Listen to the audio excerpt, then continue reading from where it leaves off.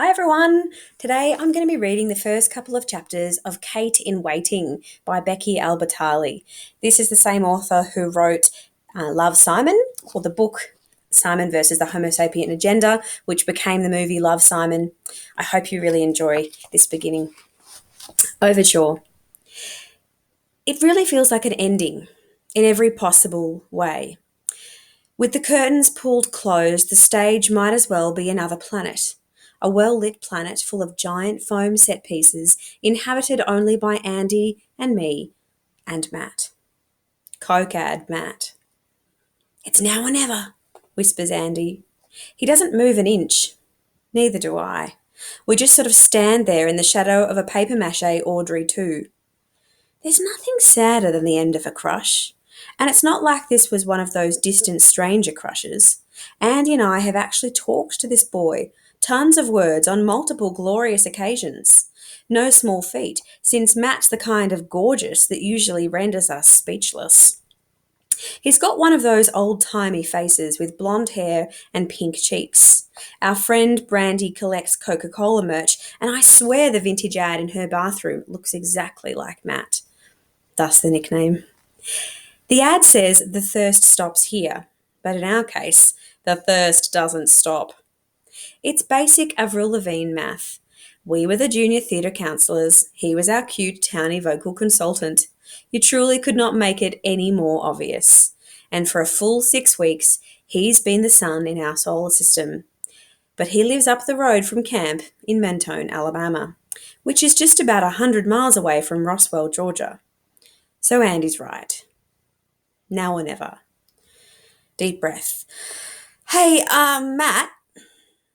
I swear I can feel Anderson's surprised approval. "Damn, Garfield. Just got going for it. Get yours." I clear my throat.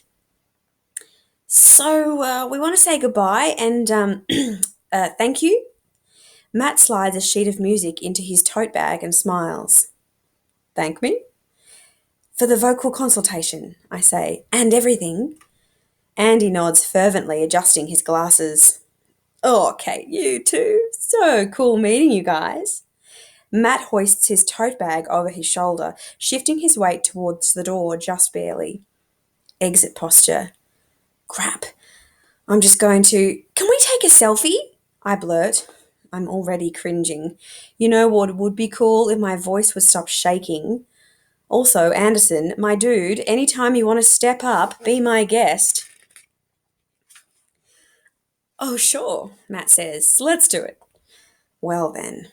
We squeeze into the frame, curtain tickling our backs, and I stretch my arm out up at the angle, just like Anderson trained me, and we smile. I mean, I'm trying to, but I'm so flustered, my lips are trembling.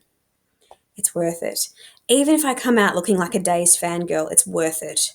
Raina and Brandy have been begging for photographic evidence of Coke-ad Matt's cuteness, and God knows Instagram's yielded nothing. But this picture isn't for the squad. Not really. Honestly, they're both just going to make fun of us for having yet another communal crush. According to Raina, Anderson and I are enmeshed, which basically means we're codependent. Apparently, some people believe falling in love is a thing you're supposed to do on your own. And yeah, Raina aced AP Psych so hard she's practically a licensed psychologist already. But here's the thing she doesn't get. It's not about Matt or Josh from last summer, who had a very strong opinion about breakfast, or Alexander from the summer before, who was really into being from Michigan. It has nothing to do with any of them. It's about Anderson and me. It's about scheming in the prop closet and reading way too much into every flicker of eye contact. It's about brushing our teeth 6 times a day, always prepared for the unexpected make-out scenario. And in the end, when the make-out scenarios never materialized, it hardly mattered. It didn't matter, because the make-outs weren't the point. The giddiness was the point. And I feel like this all sounds like a bit much, but that's just Andy and me. We bring it out in each other. And truthfully, summer crushes make for a surprisingly fun and robust team activity. Less fun now that summer's over. Now it's just that sinking boat feeling of a crush lost too soon. A crush cut down its prime. But that boat's so much less lonely when your best friend's on board. Scene 1. 5 minutes into junior year and I'm done. No, seriously, let's burn this whole year to the ground. For one thing, I can barely keep my eyes open, which doesn't bode well seeing as I haven't even entered the building yet, or left the school parking lot, or even unbuckled my seatbelt. And it's Anderson's fault. Because Anderson Walker knows I need 7 hours of sleep not to be a zombie demon on Xanax, and yet, this mess of a boy let himself into my house, into my room, and turned on my lights at 5:30 a.m. because he needed my input on his first day back cardigan choice. Navy blue with brown buttons or navy with navy buttons. Just give me your gut reaction, he'd said. My gut reaction was hurling a pillow at his face. Now, almost 3 hours later, right on schedule, he's spiraling again in the parking lot. You're sure the neighbour's okay? Andy, it's fine. Just fine? More than fine. You look perfect. And he does. He always does. Anderson's honestly too cute for this earth. Smooth brown skin, dimples, and a short, tapered afro, not to mention big brown eyes behind plastic framed glasses. And he's got that nautical schoolboy aesthetic down to a science. Crisp button-downs and cardigans and rolled-up pants. He rubs his cheeks. I just don't want to look like trash. It's the first day of... But he's drowned out by trap music blasting out of a Jeep. Make way for the fuckboys. Unfortunately, Roswell High School is fuckboy ground zero. Mostly the suburban athletic type. Fuckboy jocas. No joke. Just stand in the hallway and put your arm out for 2 seconds and you'll hit a fuckboy right in his mesh athletic shorts. They're everywhere. Armies of them, all in RHHS team gear. So prolific, we had to give them not-so-secret code names, F-boys, which doesn't exactly obscure the meaning, but at least it keeps Brandy's innocent ears from exploding. I glare at the Jeep through Anderson's passenger window. The driver keeps cupping his hands around his mouth, megaphone style, to holler at a group of girls who walk by. The F-boy mating call. But his car door's flung wide open and is therefore blocking my door. The sheer audacity of F-boys. Kate, Anderson pokes me with his keys, but I snatch them. I love his Funko Rapunzel keychain so much, it almost makes me want to learn how to drive. Almost. Our phones buzz simultaneously. Text from Raina, or Brandy, no doubt. Andy glances at his screen. Come on, they're already down there. Okay, that gets me moving. We've seen Raina a few times since camp ended, but Brandy left for Mexico the day before we got back, which means it's been over 6 weeks since the full squad's been together. Anderson grabs my hand to help me over the gear shift, and then we cut through the parking lot, bypassing the front entrance entirely. Instead, we head for the side door, which is direct access to the theatre hall, straight to Ms. Zhao's room where all the usual suspects have gathered. Honestly, we theatre kids are as instantly recognisable as F-boys, though it's not so much about the clothes in our case, it's more like an aura. My brother said once that theatre kids walk around like we're under our own tiny spotlight. Pretty sure it wasn't a compliment. It's true though, like there's none of that forced nonchalance people have about the first day of school. Instead, we have Margaret Daskin and Emma McLeod near the accessibility elevator butchering newsies, and Lindsay Ward gasping into her phone, and Colin Nakamura using Piera Embry's head as a drum, and of course Lana Bennett's delivering an urgent lecture to Kelly Matthews, who I can only assume made the mistake of referring to the school musical as a play. There is literally nothing Lana Bennett loves more than explaining the difference between musicals and plays to people who clearly know the difference between musicals and plays. Brandy and Raina are relatively chill though, just leaning against the back wall reading their phones. I think it's generally understood that out of our squad, they're the ones who mostly have their lives together. I used to go back and forth in my head about which one of them was the mum friend, but the truth is they're both the mum friend. They're just the mum friend in different ways. Raina's the bossy mum who makes everyone stay healthy and hydrated and on top of their schoolwork. Brandy's the soft mum who'll let you cry all over her cardigan when your crush starts dating an F-girl from the volleyball team. Today they're so distracted, we're practically nose to nose before they notice us. Boo, I say.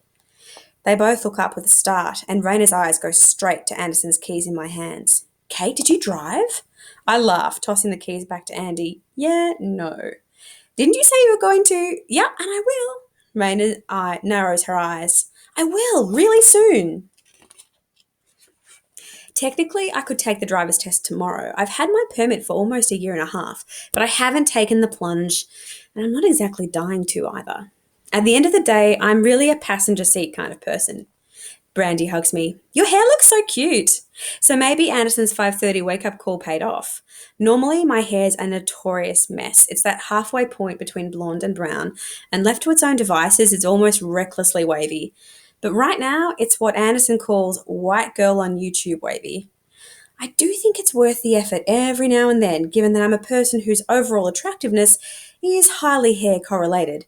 But now I feel like I'm broadcasting to the whole world how hard I'm trying.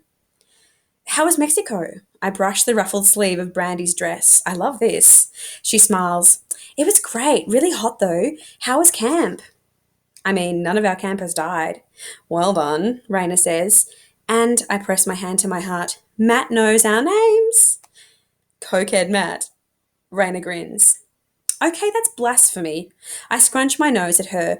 I'm serious. He's like old-timey Dreamboat. Which they didn't already know if someone was capable of taking group selfies without decapitating people.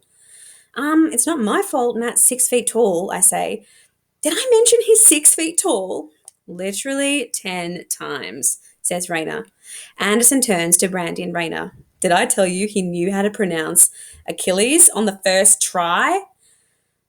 Sounds like boyfriend material, says Brandy. God, yes, says Anderson. Don't you just want to, wear his Letterman jacket and let him pin you to our bed? Raina asks.